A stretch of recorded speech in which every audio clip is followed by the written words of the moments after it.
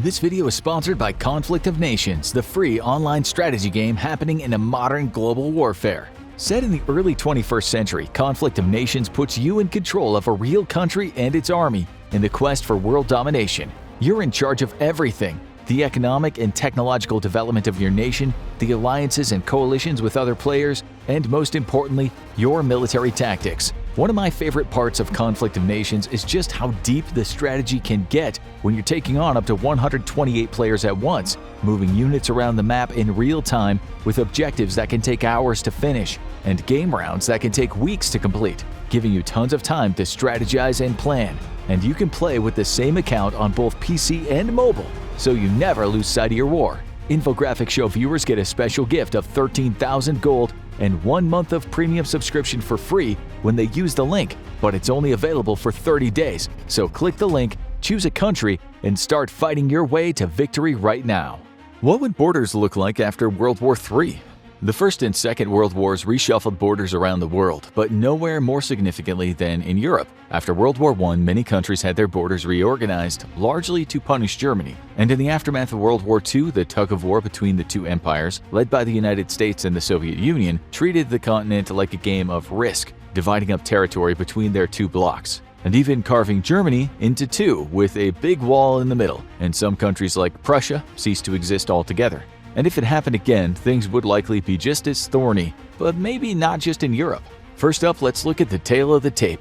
We don't know if or how World War III will break out, but we can assume who will be on what side. The main forces on one side will likely be led by the United States along with its allies in NATO, including Canada, the United Kingdom, France, and just about all of the European Union. They'll be joined by the West Asian allies, including Japan, South Korea, India, and Taiwan. In the Middle East, Israel and Saudi Arabia will likely staunchly be on this side as well, although financial and security concerns may cause them to take a more low-key role. And while they might be far from the action, Australia and New Zealand will likely be aligned with this bloc as well. The other side may be smaller in number, but it'll have some real powerhouses. The odds-on favorite for lighting the match that'll burn into World War III is probably Russia, whose invasion of Ukraine has kicked off a massive regional war and whose belligerent actions and comments toward NATO have everyone afraid of escalation. They're largely isolated diplomatically and economically, but that wouldn't be the case if it turns into a larger conflict. While China has backed away from reflexively supporting the war on Ukraine in recent months, the two countries see themselves as the alliance against U.S. domination of the world, and any World War III would likely see those two great powers in firm accord. They would be joined by a few powerful countries, including the nuclear powers of North Korea and likely Pakistan, whose bitter rivalry with India would likely tilt them toward China's side. Nuclear power wannabe Iran has been one of Russia's staunchest supporters in the current war, and they'll likely pick up a few other allies around the world, like Belarus, Syria, and Venezuela. And when these two blocs go to war, it's almost guaranteed to leave a different world in its wake. There are two questions about World War III that will determine what the world looks like in the aftermath. The first is if nuclear weapons wind up being used. While Putin threatens to use nuclear weapons about every 10 minutes, the fact is no country has used them in combat since 1945. Everyone is very hesitant to take the first shot that could lead to a world-ending exchange of missiles. All of the US, Russia, and China likely have the nuclear arsenal to create the threat of mutually assured destruction. If a missile gets fired off and it leads to a larger nuclear exchange, then it's possible there would be no borders at all in certain countries, or all of them, because they would no longer exist. While a full nuclear exchange between the largest countries might be less likely, a more limited nuclear exchange between rivals like India and Pakistan could be more likely. But even if Earth avoids nuclear annihilation, there are a lot of questions to answer. For one thing, who wins the war? This would obviously change the outcome of the borders. Like the past world wars, the side with the United States is the heavy favorite. They have the most state-of-the-art military equipment, the larger nuclear arsenal, the most powerful aircraft carriers, and the stronger economic connections. It's highly unlikely that the United States and NATO could be defeated on the battlefield, but their biggest enemy might be themselves. The likely hope for Russia and China's bloc is to wear down their enemy until the war loses support, and for the American bloc to eventually just withdraw from the war like they did in Vietnam. If they did that, Russia and China would likely have relatively free reign.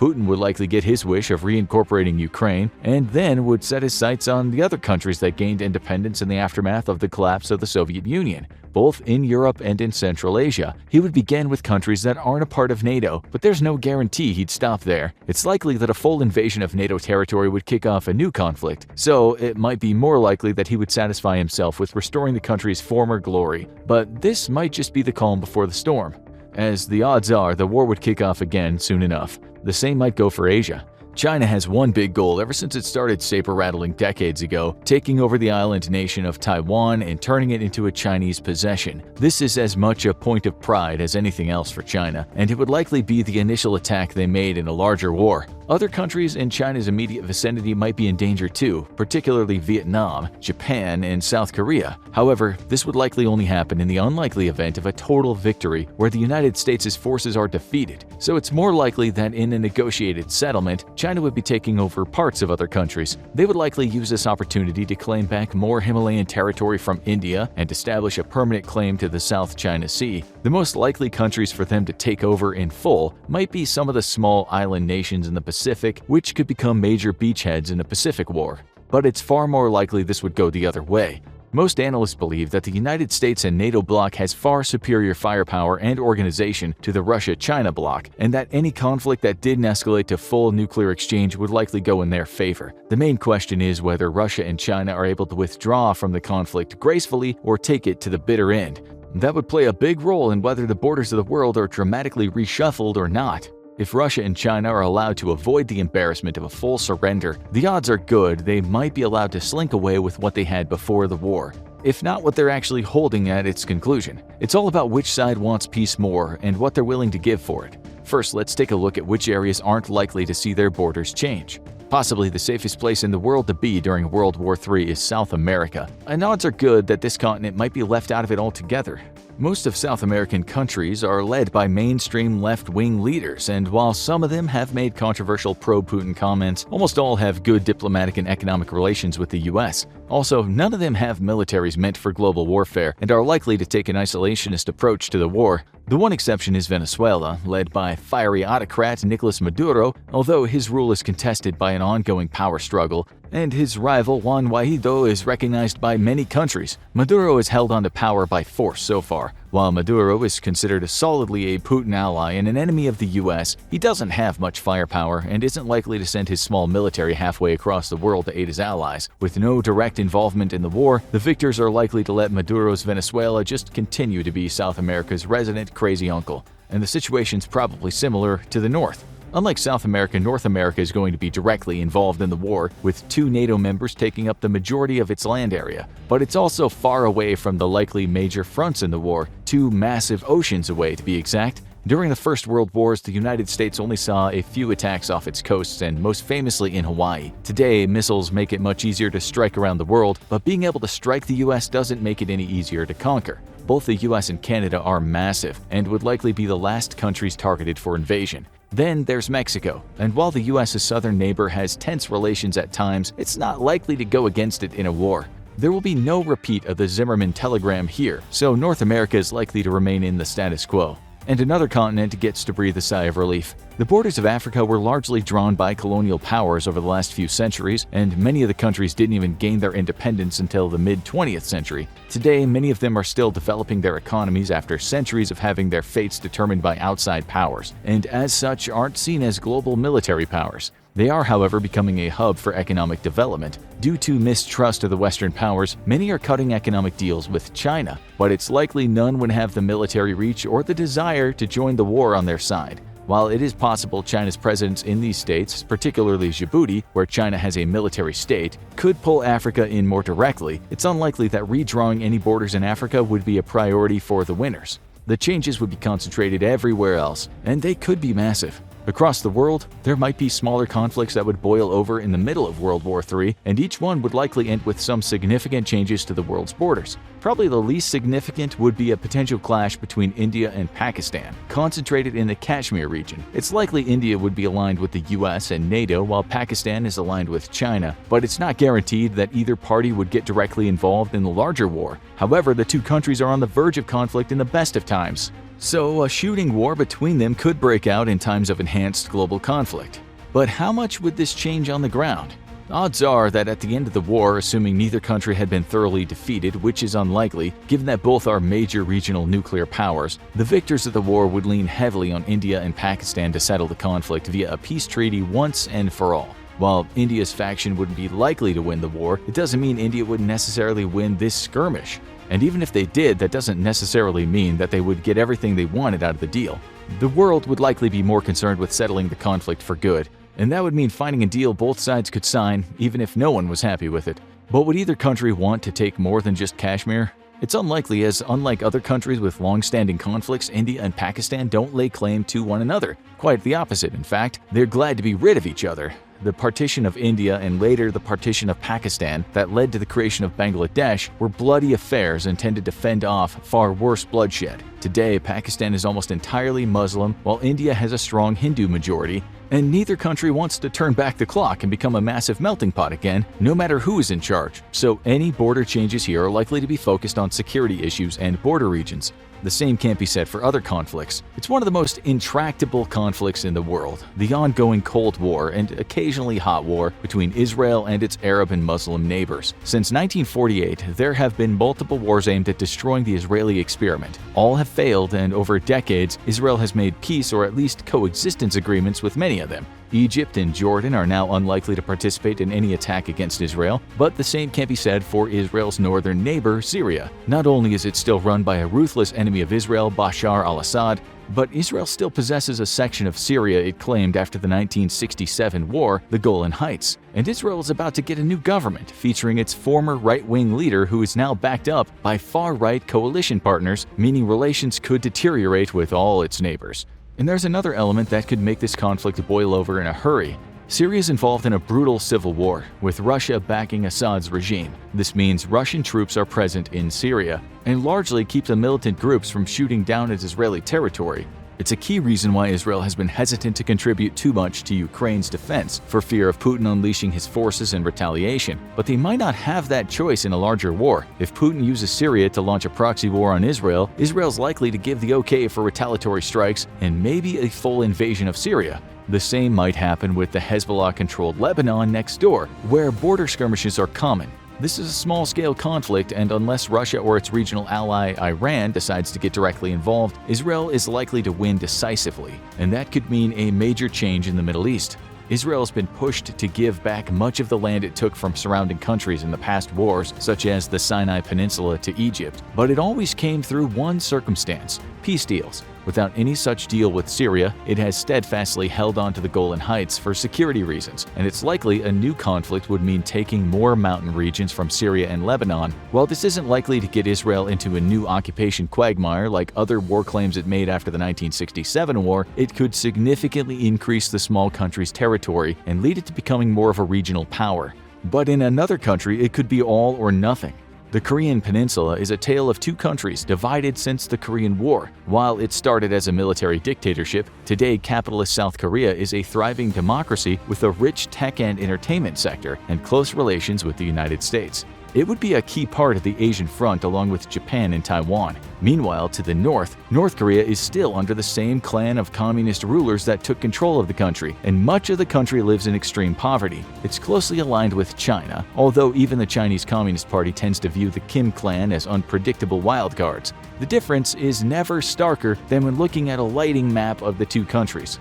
And after 70 years, the two Koreas are no closer to peace. In fact, neither country even acknowledges the other as a legitimate country. Both claim to be the rightful ruler of the entire Korean peninsula. And while an armistice has held until now, nuclear-armed North Korea continues to provoke its neighbors. It's entirely possible that a shooting war could begin between the two countries amid World War III. It is unlikely that South Korea would start the war, and it's also not clear if China would want North Korea to make a move on its southern neighbor. But Kim Jong-un might just see the world going to war and decide there's no better chance to make his move. And in a full conflict between the Koreas, there's only one major question: Would North Korea pull the trigger on nuclear weapons? If it targets Seoul, odds are strong that Seoul's allies would target Pyongyang with everything they had in retaliation. That could leave both Koreas a wasteland and leave the entire peninsula as valuable real estate for its neighbor China. But if it remains a conventional war, odds are it'll still be a long and bloody one. The two countries have amongst the biggest armies per capita in the world thanks to extensive conscription, and if it goes on long enough, it's likely both countries' allies would get into the conflict. But is a unified Korea even possible? It's unlikely because the systems of government are so radically different that it would be near impossible to incorporate them. North Korea would never be able to subjugate all of South Korea's population after decades of freedom, except in the case where its faction had essentially taken over the world. And while South Korea talks a big game about North Korea being a part of its territory, it's not clear if they're up to the task of taking in tens of millions of citizens who've been raised in a cult-like environment with absolute loyalty to their leader. In fact, the most likely solution to the conflict might come from a third party. Odds are China would be watching the conflict carefully, encouraging and funding their North Korean allies, but making sure they don't go too far. And if it looks like Kim Jong-un is about to become the first person to use nuclear weapons in the conflict, Chinese troops could easily launch a sneak attack from the north, decapitate the North Korean regime, and take control of the area in the name of stabilizing the situation, and expand their territory while mostly being seen as a savior. Of course, then it might only be a matter of time before they start making noise about the reunification of Chinese Korea. But China might have a much bigger concern at the end of the war. Just about every country that loses a war winds up seeing the victors take the spoils, but things might not be so simple with China. China's likely to be seen as the secondary aggressor in the conflict, and its participation is likely to be limited to Asia and the Pacific. An invasion of China would be incredibly difficult due to China's massive population and challenging terrain, and would also be the most likely cause of China using nuclear weapons. So it's likely when dealing with China, the American-aligned bloc would be satisfied with getting a cessation of hostilities and some modest concessions. But that doesn't mean China wouldn't have some bitter pills to swallow. The first wouldn't actually affect China's borders, at least not the borders that are officially acknowledged. It would probably have to give up claims to Taiwan and any territories it seized in the South China Sea and the Pacific. With the United States strongly backing Taiwan in the war and the island nation being so key to the world's tech infrastructure, it would likely wind up in a similar situation to Japan and South Korea, a U.S. ally where it had personal protection of the United States to guarantee its continued independence. But China might face some deeper cuts. Depending on how thoroughly it lost the war and how many concessions it was forced to make, it might be ordered to allow for independence for several contested regions. This might include the provinces of formerly British Hong Kong, which has bitterly resisted the harsh imposition of CCP rule in recent years, or the wealthy business hub of Macau. More significantly, it might be forced to give up some border regions to India as part of the peace deal or allow for independence or self-determination for the region of East Turkestan, also known as Xinjiang. This area, largely populated by the Uyghur Muslim minority, has seen brutal oppression by the Chinese government in recent years. However, both this and the large region of Tibet, which was annexed by China decades ago, might be a bridge too far for China to agree to, and the victorious coalition might be forced to let China's borders remain largely intact or threaten the delicate peace. But it isn't the same case for another aggressor in the conflict. Much like Germany during World War II, a defeated Russia is likely to face far deeper cuts than its ally to the east. It is likely that Russia would be only defeated once Vladimir Putin is removed from office by any means necessary, be it the NATO coalition or his own people. He's proven that he's willing to burn through Russia's military stockpile to get Ukraine, and it might be too obsessed to stop. But a new leader might be willing to cut Russia's losses and rebuild. But that doesn't mean that the NATO forces would be willing to go easy, because Europe's borders are likely to change a lot in the aftermath. The most significant changes might be outside of Russia. Odds are, nations like Ukraine and other former Eastern Bloc states would be stampeding to join NATO and the EU, seeking the protection of a larger power. Russia, who threatened invasion of any country on its border that joined, would likely be powerless to stop them this time. At the very least, Russia would find itself confined to its current borders and surrounded by countries that wanted nothing to do with it. And if the EU decided to shift from being a loose confederation to being a more cohesive nation, they could potentially become the largest country by land area in the world. Another blow to Russia's reputation. Heck, even the UK might look across the channel and think it wanted to be part of the party again. But Russia might face harsher cuts than that. The best-case scenario for Russia after losing the war is that it would be reduced to all the territory it had before the war in Ukraine began, and that might be generous. Ukraine's president has insisted there won't be any deal that allows Russia to keep captured territory, including Crimea, seized before the war. This is a key access route for Russia, and they'll likely fight hard to keep it. But if they're at the point of surrender, they might have no choice. But the stakes could be much higher for Russia. Could the end of the war lead to the collapse of Russia? It's unlikely as long as the war ends with a stable Russian government intact. It is certain that they'll be working to hold on to every bit of territory they can, but this may be easier said than done, since Russia is home to dozens of ethnic groups, each with its own cultural region and its own independence movement. A weakened Russian government would see these movements step up efforts to gain autonomy, and the West would likely not be interested in helping them resist it. In a worst-case scenario, Russia could see a continuation of the collapse of the Soviet Union, and the propaganda map created by Russia to show the threats facing it could become a reality due to its military adventurism.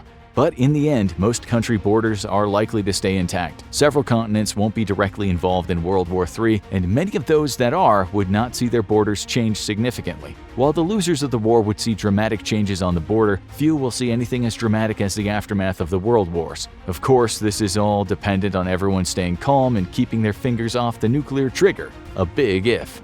Thanks again to our sponsor, Conflict of Nations, the free online PvP strategy game happening in a modern global warfare. Get a special gift of 13,000 gold and 1 month of premium subscription for free by using the link. It's only available for 30 days, so don't wait. Choose your country and start fighting your way to victory right now. Want to learn more about what would happen if World War III breaks out? Check out What Would Happen After World War III, or watch U.S. nuclear weapons ready to launch for World War III for the worst-case scenario.